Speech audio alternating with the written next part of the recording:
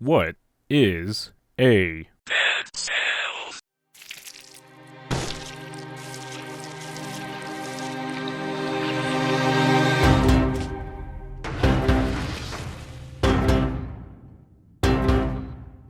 Dead Cells developer Motion Twin had been developing games for the browser and mobile gaming market since 2001. Whew, that's a while. The studio found that competition in the mobile market required more investment to make viable games, and decided to switch focus to develop it in what they consider their passion project. A game that was something hardcore, ultra niche with pixel art and ridiculous difficulty that they knew would be a potential risk in terms of interested players. In 2014, they stripped down the game to basically a single player experience between preparation and combat, and it took it to an event called the Big Indie Pitch. The idea came in second place. Inspired by this, they decided to strip away the game's preparation phase and focus it as a combat-based game. The process of figuring out how to keep and work from these combat elements took about a year up through the end of 2015. To tighten the gameplay, Motion Twin took inspiration of the engineer class from Team Fortress 2, where the use of turrets and other buildable items helped to strengthen the character's abilities. It took Dead Cells into an action platformer where the player used weapons alongside with a variety of skills, including some elements they had developed on the tower defense approach. Motion Twin opted to use Steam's early access approach to both gauge interest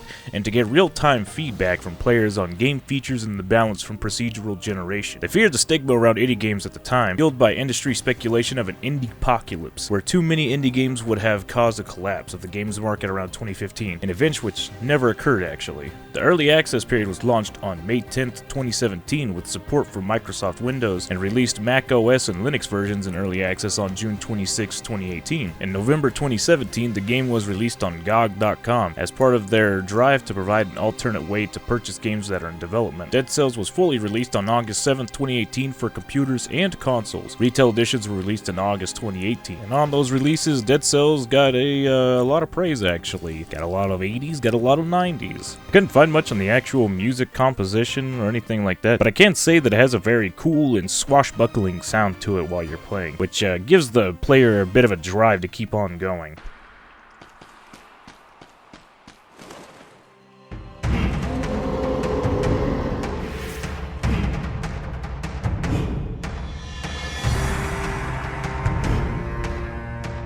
Now, I can say the plot of Dead Cells is minimalistic, only giving bits of information to the player, as the player character is selectively mute and lore is fed gradually from area descriptions and background details, taking place on an unnamed island. The player character is the prisoner, a mysterious, gelatinous creature capable of possessing dead bodies in the depths of the island. While the head on the prisoner is immortal, the bodies it possesses are not, and dying will force it to sink back to the prisoner's quarters. Badonkle, you're asking. So what does this all have to do with the actual gameplay? The gameplay just comes down to being a really tightly knit roguelike, with a lot of inspiration from other bits and pieces of other roguelikes. If you're wondering what a roguelike is, it's basically just a procedurally generated game where every time you restart, all the areas are somewhat different in their own way. It doesn't mean it changes them completely, it just means that it kind of rearranges them to certain ways and kind of rearranges the enemies and items you get. So it's almost completely different, but still kind of samey enough where you can figure out where you're going. Now, I'd say through all this, it's really fun actually. I like to play it here and there. It's a good little time waster if you're trying to do that. If you can find it on sale, you can get about it and the DLC for about $20. So, next time a family member asks, what is a Dead Cells, just tell them that it's a tightly knit roguelike game.